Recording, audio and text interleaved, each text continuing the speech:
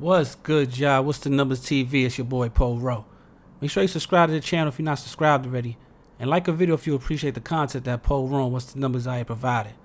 Today we back on the profile piece. This one is on John Jersey Arletta. In this video, we're gonna talk about his childhood growing up in New Jersey. Then we'll speak about his entry into the street and gang lifestyle at a young age and how it impacted him for the rest of his life.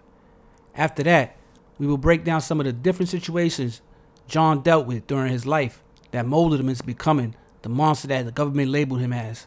And then finally, we will dissect the situation that currently has John Jersey Arletta serving 3 life sentences plus an additional 105 years in the Georgia state prison system. John Jersey Arletta is from Newark, New Jersey. Growing up in the projects during that time was treacherous, and it shaped John into the terror he will become at an early age. By 12 years old, John was already starting to dabble in the street life while following behind his older cousin. He got arrested for possession of drugs and a stolen car and was sent to juvenile hall, where he spent about 4 days before his mom came to get him after the charges was dropped. Once released from juvie, John's rep grew even more because he didn't snitch on his cousin that was lucky enough to get away when he got arrested. His older cousin was now selling crack and carrying guns, and John, who at the time basically did whatever his big cuz was doing, started to do the same. The two of them, along with another friend, began to call themselves YCP, which was short for Young Crack Pushers. One day, the trio found themselves hanging out with some girls that his cousin knew when things went left after one of the girls' boyfriends pulled up. John and the boyfriend got into a fight, but the boyfriend was older and stronger and was getting the best of John, so his cousin jumped in to help. Once the girl's boyfriend started to get the best of John's older cousin also, John put out a gun and shot the boyfriend in front of a crowd of people. The boyfriend survived, but John made a lot of enemies in the neighborhood that day, and from that day on, his life would never be the same. After the shooting, John would carry a gun on him every day for protection. His 13th birthday was next, but the beef was on with the family of the guy he shot.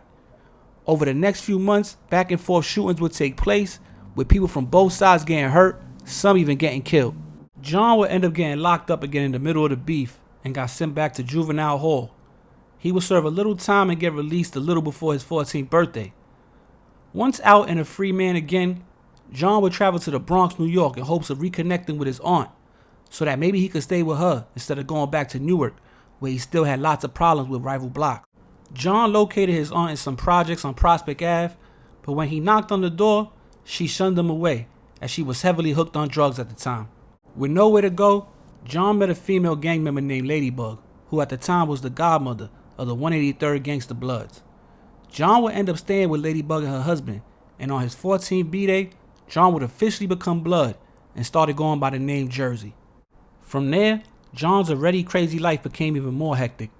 Lots of gangbanging, drug dealing, death and jail time were what his future held for him. He got shot during his time in the Bronx and was on life support for a little while before pulling through. He met numerous other Bloods during his travels and eventually relocated down south to Atlanta, Georgia, around late 2007, early 2008. While in Atlanta, John, along with some other Bloods from up north, started looking to expand by recruiting locals into the gang.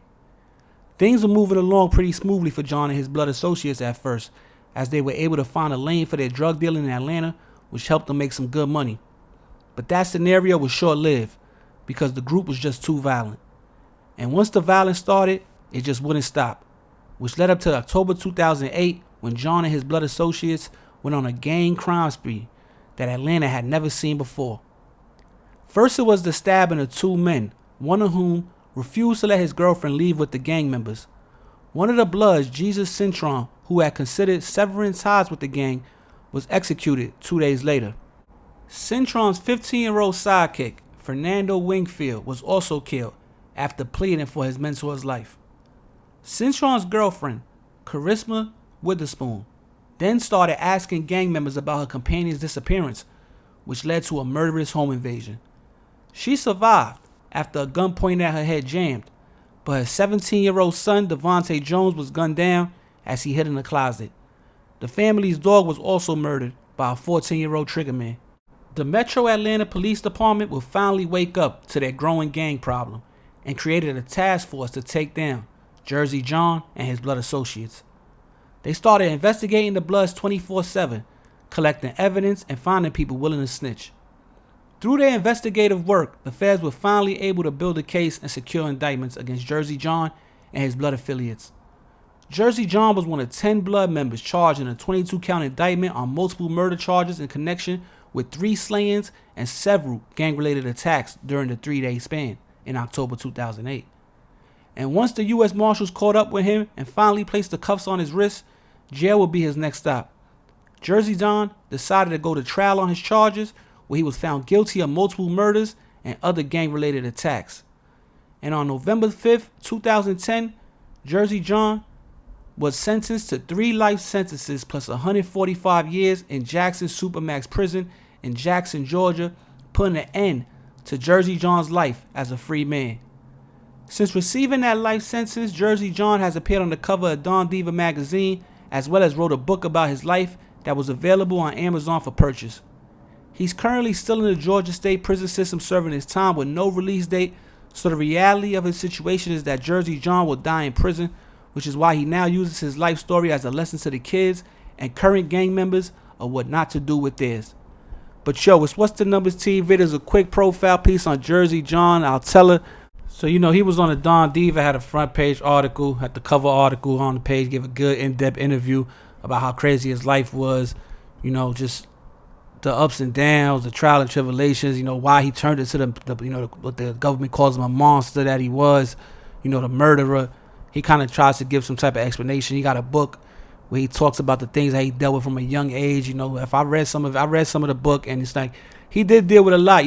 Now was it exclusive to like only him? No, there's other people that dealt with similar things, but he definitely seen a lot from a young age, was doing a lot from a young age. acting like way older than he was at the time, like by some of the actions and some of the things he was doing every day to protect himself, or inflict harm, however you want to look at it. Like it could go both ways. You understand what I'm saying?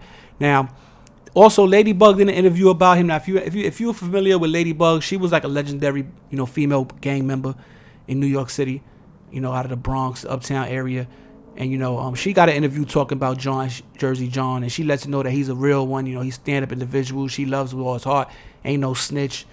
And they give their sides of their story. You understand? It might not be your cup of tea, or you might frown upon it, their life they was living, but one thing, that was their life. So they're telling their truth in these interviews. Just go check it out. You can find both of them online.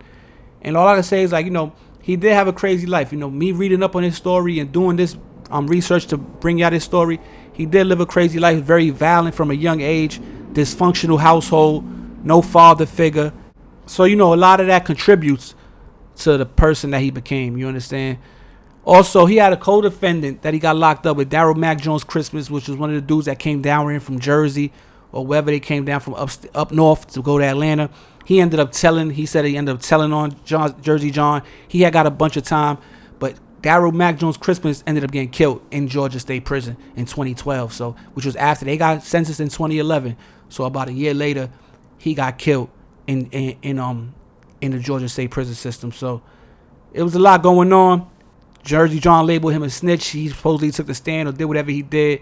He wishes death. If you go read the interview, Jersey John, he talks bad about the dude, wishes certain things to happen to him, and it just so happened that something did happen to him inside the prison system. Now, I don't mean it came from Jersey John. When you're a gang member, you snitching goes against everything that you took an oath under. So that might have been a reason why he ended up getting dealt with the way he got dealt with. But like I said, man, shout out to the menu on Instagram. She shot me this story talking about nobody did this story before. So I did my Googles, did my research. She was right. This is why I'm bringing this profile to you. So shout out to her. Appreciate you. And go follow the Instagram. Follow Batty Bills on IG. Shout out Federal A. Follow What's the Numbers TV on Instagram. And we pushing towards that 100K, man. We about to hit 94,000. We almost there. So if you ain't subscribed, subscribe. Tell a friend to subscribe. Po Ro, he back on his job, man. It's What's the Numbers TV. Your boy Po Ro. I'm out of here, man. Peace.